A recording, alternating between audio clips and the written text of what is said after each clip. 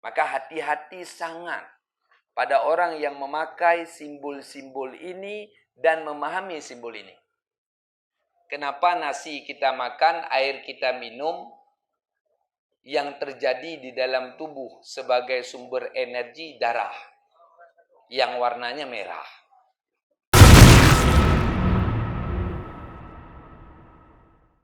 Sidang jamaah yang dirahmati oleh Allah, baru saja kita buka Quran, kita dapati ayat Alif Lam Mim. Nggak ada yang tahu arti Alif Lam Mim. Ada ideologi agama atau akidah yang menyatakan bahwa buat apa ngaji itu tinggi-tinggi kali. Lebih penting memahami alif ba daripada memahami Quran.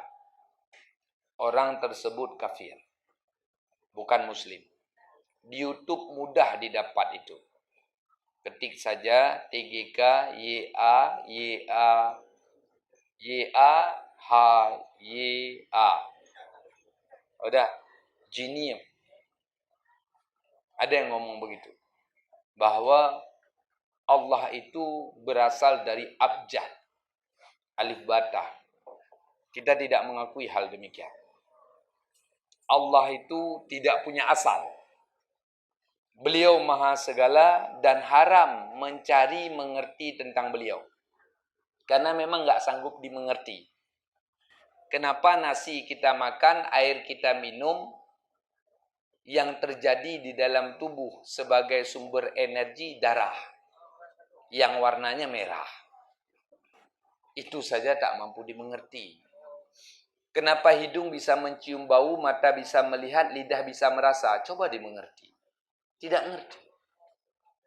Yang dasar dari semua itu cuma sepersekian mikro daripada air yang keluar dari ayah dan bergabung dengan air ibu kita, jadi kita. Kok bisa terbentuk batok kepala, tulang, mata hidung, bahkan jantung keluar jadi adik kita. Begitulah kita. Itu tak mampu dimengerti.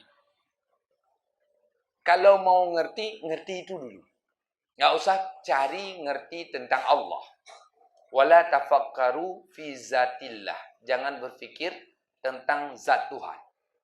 Yang kita wajib mengerti yaitu keilmuan. Sehingga hadir tidak sebut Tuhan kecuali Allah. Maka jangan kagum pada orang yang ngomong dengan filosofi abjad, alif bata hingga ya. Jangan kagum. Karena filosofi itu tidak dasarnya Quran dan hadis. Kita bukan orang yang memahami Quran dan hadis langsung seperti orang agama Wahabi. Tapi kita adalah orang yang memahami Quran dan hadis lewat ahlinya. Sebagai dalil yang mudah, Imam Bukhari radhiyallahu an hafal hadis 600.000, memahami hukum ikut Imam Syafi'i. Siapa kita yang kembali ke Quran hadis? Ini adalah penipuan publik yang sedang dimarakkan untuk menjadikan Muslim ini bentrok sesama.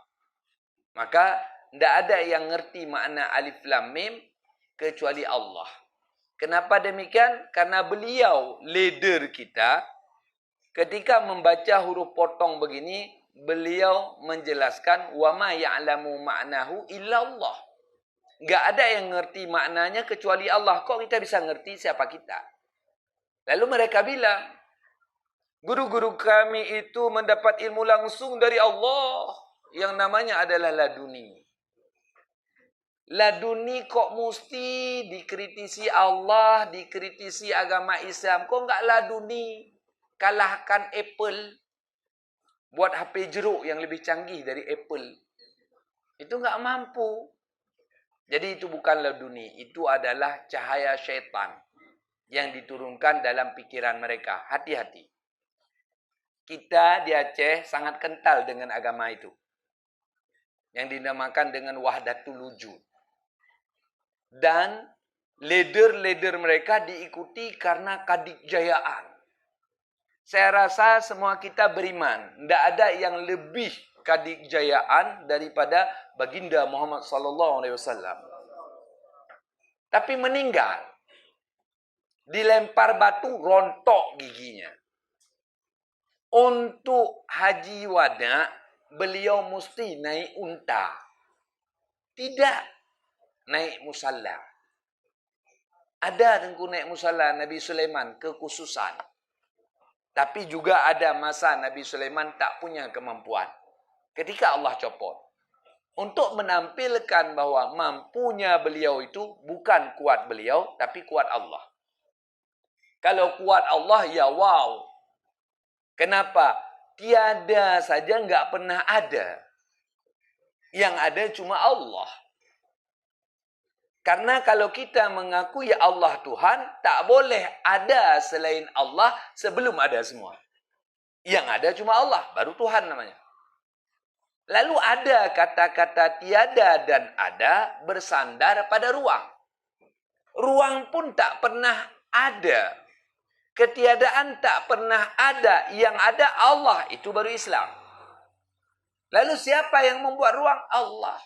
Maka ada sandaran kata ada dan tiada di Allah. Maka kalau Allah berbuat, ya mungkin karena beliau adi kuasa. Makanya nggak usah pakai adi kuasa pada Amerika yang cemen itu. Adi kuasa itu Allah. Maha itu Allah. Cuma dicatut kata-kata maha dipakai untuk para siswa-siswa yang tamat SMA.